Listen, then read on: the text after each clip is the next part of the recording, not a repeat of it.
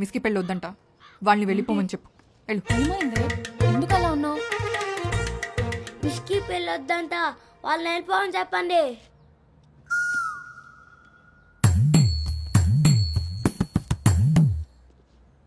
తను ఎక్కడుందండి? పైనుంది బాబు.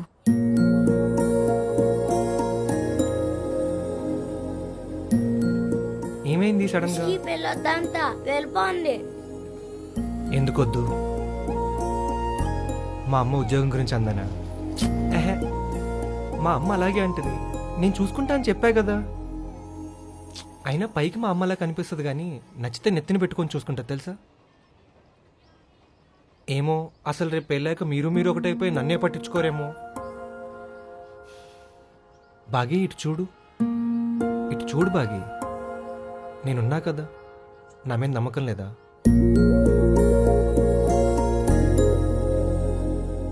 అయినా నీ పేరు భాగ్యలక్ష్మి కాదే, ఏ అలకనందో అని పెట్టాల్సింది. ఇప్పుడు దీని కలుగుతావా ఏంటి? మిస్ని పట్టేసుకున్నారు, మిస్ని పట్టేసుకున్నారు.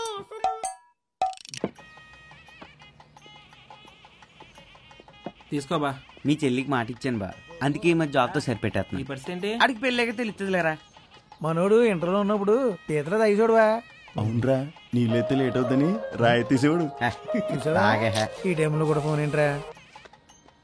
హలో సార్, నేను గోవిందనండి. ఎరా గోవిందో, ఇంకా ఆఫీస్లో ఏం చేస్తున్నావు? డానియల్ గారు అందరు ఇక్కడే ఉన్నారు, నిన్ను రమ్మని చెప్పా కదా. అందరూ అక్కడే ఉన్నా, అసలైన ఈవో కూడా ఎక్కడే చచ్చాడు కదండి. ఎవరో మీ గురించి లేడీస్ వచ్చారు. కరెంట్ మీటర్లు అయ్యి వెళ్ళొద్దు, సోమవారం రమ్మని చెప్పు. అబ్బాయి అదేం కాదండి. బాలమురళి కృష్ణ గారా? అవునండి. నా పేరు శైలజ. శైలజ? మనం 2 ఏళ్ల క్రితం కలిసామండి. అదే దుబాయ్ విశాఖ నర్సింగ్ హోమ్. చెప్పండి, ఏంటి సడన్ గా? మీతో కొంచెం మాట్లాడాలండి. నన్ను అక్కడికి రమ్మంటారా? వద్దండి, నేనే వస్తాను, మీరు ఆగండి. మా ఆయన సంగతి తెలీదా ఏంటి? మళ్ళీ అడుగుతారు. మారేడేమని అడిగినా బాబు. మా మా నా బండి ఏదమ్మా? పసుపు కొమ్మలు దమ్మని బాసుగాడిని నేనే పంపించా. నువ్వు ఇక్కడికి రా. ఆఫీస్ లో చిన్న పని ఉంది, ఇప్పుడే వస్తాను. పెళ్లి కొడుకుని చేసా గడప దాటకూడదురా. పిచ్చి పిల్లోడు ఎప్పుడు డ్యూటీ డ్యూటీ అంటాడు. తాతయ్య, ఒక్కసారి నీ సైకిల్ తీసుకెళ్ళి ఇప్పుడే తెచ్చేస్తాను. అలాగే బాబా.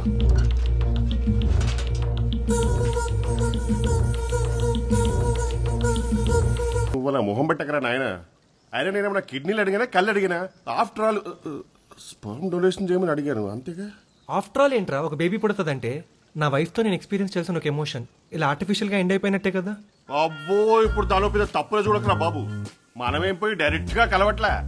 ఇప్పుడు అది బ్లడ్ శాంపుల్, యూరిన్ శాంపుల్ ఎలా ఇస్తామో ఇది కూడా అంతే. మిగతా ప్రాసెస్ అంతా డాక్టర్ చూసుకుంటాడు.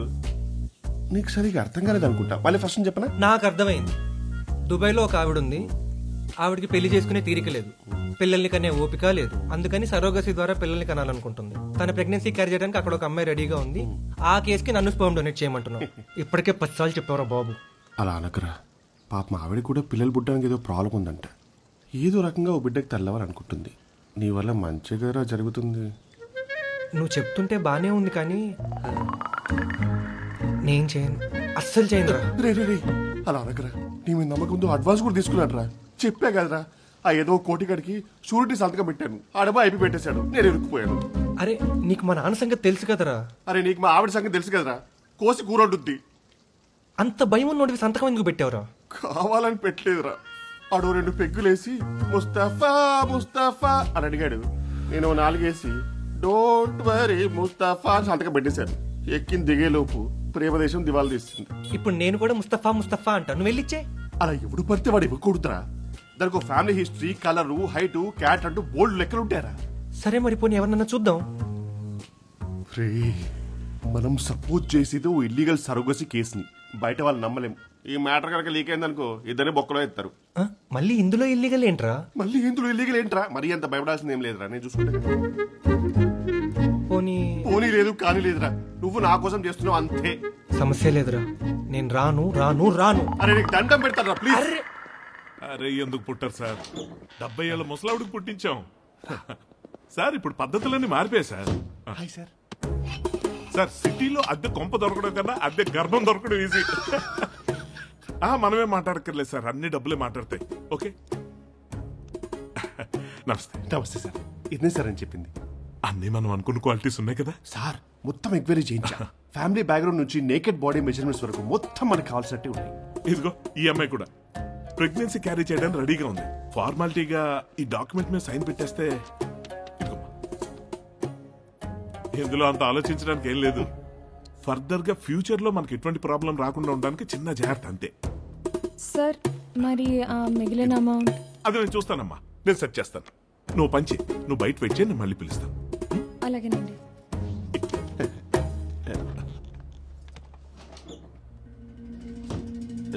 పెట్రా సంతకం పెట్టడానికి మరీ అంత భయపడిపోతామంటాయి బాబు. 9 నెలలు ప్రెగ్నెన్సీ క్యారీ చేయడానికి అమ్మాయి ఒప్పుకుంది. నువ్వు 2 నిమిషాల పనికి ఊరికే పెట్టే. శాంతికమ్మ గారు పెట్టి.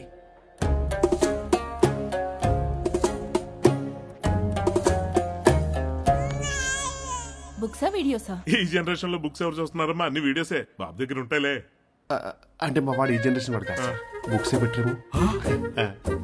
బాబు నువ్వు లోపలికి వెళ్ళమ్మా, డబ్బా తీసుకున్నా. జాగ్రత్త, టేక్ టైమ్. డబ్బాలో మంచి క్వాలిటీ ఉన్న తీసుకొచ్చావు కదా. స్వాతి ముత్యం సార్. చాలా పెద్ద ప్రాబ్లంలో పడ్డామండి మనం. మీరే ఎలాగైనా. ప్రాబ్లం ఏంటండి? అసలు ఏమైందో క్లియర్ గా చెప్పండి. ఎవరికైనా తెలిసిపోయి పోలీస్ కేసు అది? అదేం లేదండి.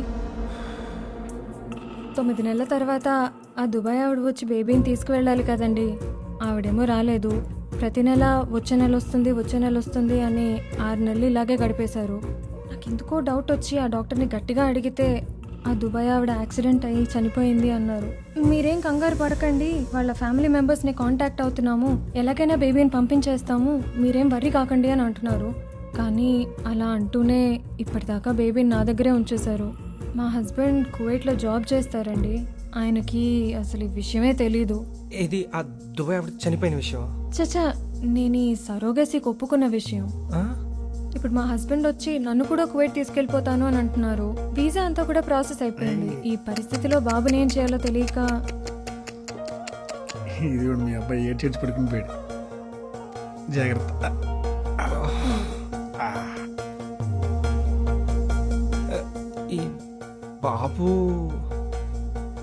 ఈ బాబు ఆ బాబే. ప్లీజ్ అండి, మీరే ఎలాగైనా. ఒక్క నిమిషం అండి. గోవిందు ఆఫీస్లో ఎవరు లేరు కదా? ఇప్పుడైతే ఎవరు లేరండి. ఈవో గారు వస్తాను చెప్పారు. మరి సరే, ఆయన వస్తే నాకు చెప్పు. మీరు రండి, మన రూమ్లో కూర్చుందాం. కూర్చోండి. అసలు ఇప్పుడు చెప్పండి, ఎందుకు వచ్చారు నా దగ్గరికి? ఈ బాబుని మీకు ఇచ్చి వెళ్దామని. నాకెలా ఇస్తారండి? చూడండి, మీరు ఒప్పుకున్నా ఒప్పుకోకపోయినా మన ఇద్దరం ఈ బాబుకి పేరెంట్స్. అయితే అలా ఎలా ఇస్తారండి? ఇది కరెక్ట్ కాదండి. ఇన్నాళ్ళు ఏం చేయాలో తెలియక అయోమయంగా గడిపేశానండి. కానీ ఇప్పుడు నేను మా హస్బెండ్ దగ్గరికి వెళ్ళిపోవాలి. ప్లీజ్ అర్థం చేసుకోండి. బాబుని అక్కడికి తీసుకెళ్ళలేను. ఆయనకు తెలిస్తే చాలా ప్రాబ్లం అవుతుంది. ప్రాబ్లం నాకు కూడా అవుతుందండి. రాత్రికి నా పెళ్లి. ఇప్పుడు ఇదంతా తెలిస్తే ఇంకేమైనా ఉందా? తప్పండి. మీరు ఏదైనా డాక్టర్తో తెలుసుకోండి, నాకు సంబంధం లేదు. అదేదో మీరే చూసుకోవచ్చు కదండి. నా వల్ల అస్సలు కావడం లేదు. బాబుని ఇక్కడే వదిలేసి వెళ్తాను. నేను ఇంకా చూసుకోవాల్సిన పనులు చాలా ఉన్నాయి. మీరు ఆగండి, నేను మా వాడికి ఫోన్ చేస్తాను. మీరు ఆగండి. నా మీద ఏంటి? మ్యాచింగ్ ఉండాలి కదండి. అరే ఏం తెలవదు. సరే. అరే బాలా, నీకే కాల్ చేద్దాం అనుకున్నాను. నీ పెళ్లి పేరు చెప్పి మావిడ తెగ షాపింగ్ చేస్తుంది. బిల్లు మాత్రం నువ్వు ఇవ్వాలి చెప్తున్నా. అరే నువ్వు కనపడాలే కానీ చాలా గట్టిగా ఇస్తారా నీకు? ఏమైంది? అదే ఆ దుబాయ్ శైలజ హాస్పిటల్. ఆ దుబాయ్ ఆవిడ చచ్చిపోయిందంటరా. అది చచ్చిపోయిందా? ఎవరు చచ్చిపోయింది? వాళ్ళ ఇంట్లో బర్రెలేదు.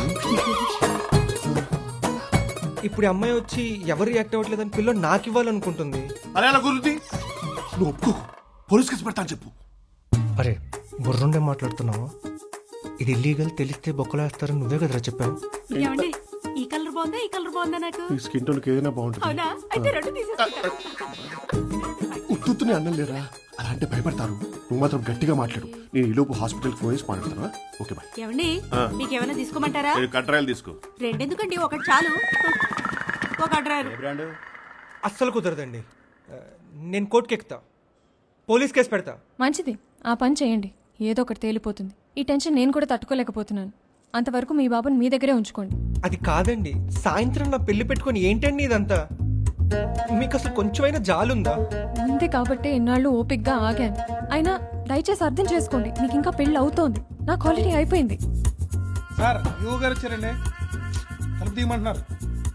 నాకు అదంతా తెలియదండి, మీ చేతుల్లో పెడుతున్నాను, మీరే చూసుకోండి. మీరు ఉండండి, ఒక పని చేయండి, మీరు మా ఇంటికి రండి, మా ఫ్రెండ్ అక్కడికే పిలుస్తాను, మనం అక్కడ కూర్చొని అలా మాట్లాడుకుందాం. కాదండి. మీరు పదండి ప్లీజ్, ప్లీజ్ మీరేం నన్ను అర్థం మాట్లాడకండి, చేసుకోండి. మీరు రండి ప్లీజ్, రండి తీసుకోండి, రండి. వాడికి అమ్మాయి లేరా? ఉండేదండి, ఎవరితో లేచిపోయింది. రండి. అప్పటి నుంచి బాగా చూడలేకపోతాను. అది